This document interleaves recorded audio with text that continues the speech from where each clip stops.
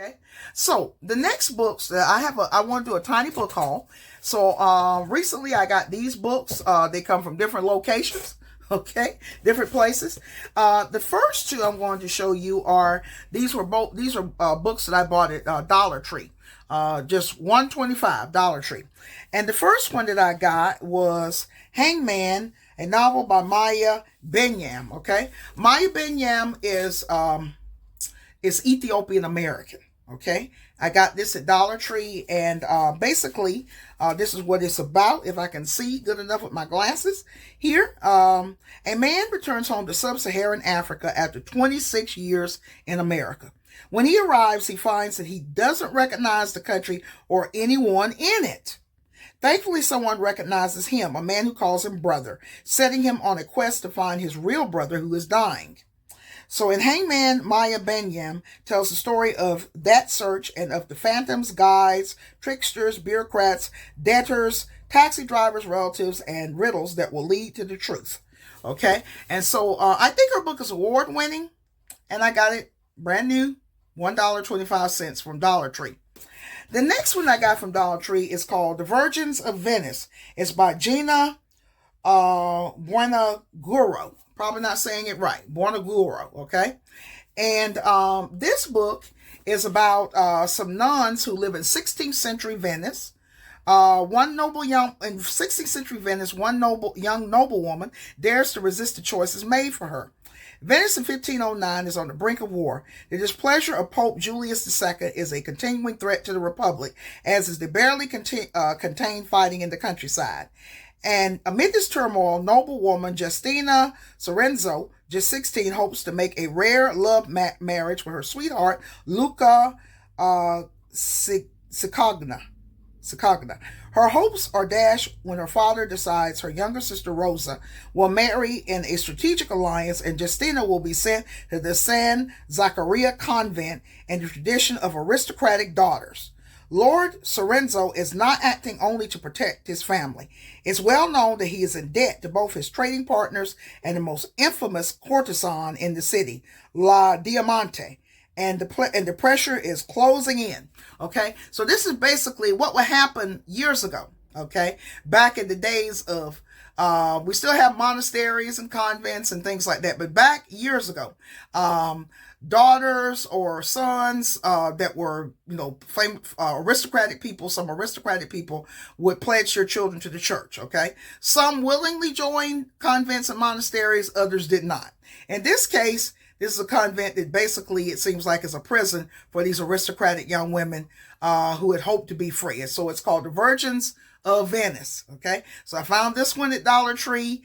Has good ratings on Goodreads. So does the other one that I showed you, Hangman. And so I got this one as well. When I was at Dollar Tree, what I'll do at Dollar Tree, if I see a book that looks interesting, I will go and get on my phone and check Goodreads. I have the Goodreads app on my phone, and I'll check to see what is the rating. If the rating is under 3, I won't buy it. Okay, but amazingly, Dollar Tree actually has a lot of good books. Award-winning books, from time to time. Sometimes everything's been cleaned out. Okay, it's just sort of a few leavings, but often they have books that are good books. I even bought an Agatha Christie book back, I think last year. All right. The next book I ordered from Amazon. Now, I don't normally order from Amazon anymore. Okay, except for Kindle books. But as far as paperback books, hard books, I generally order used books from Abe Books, which I think is affiliated with Amazon, just the way Goodreads is, okay? So if you're anti-Amazon, well, you might not want to use those, okay? But this was a book that I saw on Internet Archive, and I decided I wanted my own copy. And also, they had it on sale for just $7 and so many cents. So I said, I better get it, okay? This is a book that was written around 1907. It's called History of the City of Gaza, from the earliest times to the present day, by Martin A. Meyer, okay? This is an old history of the Gaza Strip, okay? What they used to call the Gaza Strip. When I was growing up, the Gaza Strip, I'd hear about the Gaza Strip, and I never thought that one day I would talk to people that, or I would have a friend that lives in Lebanon that is from there. Okay. I remember I talked to you about Walla And but this is this book I noticed. I said, let me look and see what they call the area. They do refer to it as Palestine. Okay, so this is an old book written in 1907. Reading these old books are very, very wise things to do, because a lot of times now, so much of history has been really, really tampered with. I say about the last 40 years, a lot of stuff is being rewritten. Okay, rewritten. So these old books, is very important to read some of these old books. Okay, they really give you a different perspective. So and this edition is from Forgotten Books. Forgotten Books has a website. It's probably forgottenbooks.com. I'll try to remember to put it, also the link to it, in the description. And you can buy books on there. I think you can read or partially read the books on there. And then, of course, they are sold. You can get them as well. I think you can buy the PDFs. And I think some of them you can actually read. You just, download it and you can just read it. Okay. So I'm looking forward to this. And then the other book that I got basically for research.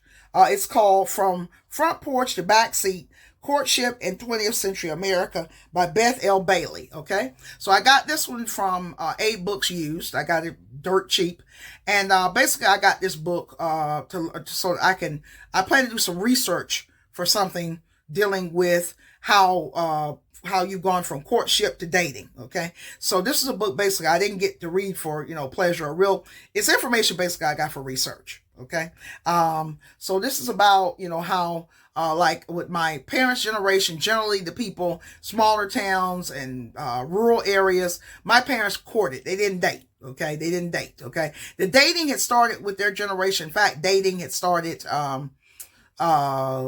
Some early dating was back in the early. I think it started as early. The word was first brought up, I think, first in the 1890s. But dating was frowned upon. It was frowned upon. It was not something considered to be, the term actually came from prostitution. Okay, that's what I read. It came from prostitution. So it was disreputable to pair up like that, because back years ago people chaperoned and everything.